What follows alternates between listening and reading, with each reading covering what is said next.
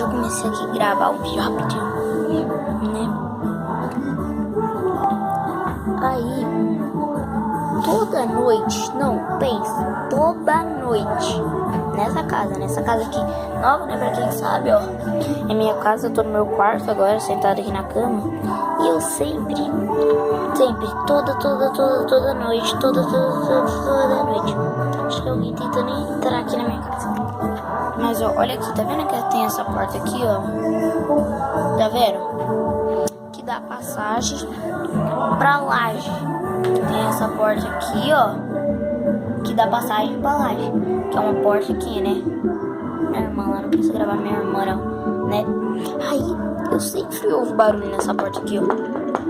Barulho assim mesmo, mas por fora, ó. Alguém tentando mexer na porta pra quebrar a porta, tentar entrar. Esquisito.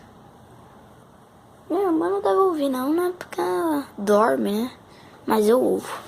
Eu ouço esse barulho aí. Pode ser ela, né? Porque é só eu e minha irmã que dormem aqui nesse quarto. Meu pai fica lá, quem deve ser? Alguém tentando entrar aqui. Só pode.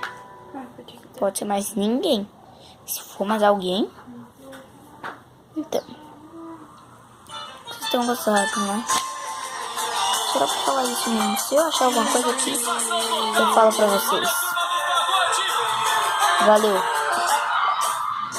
Tchau, tchau.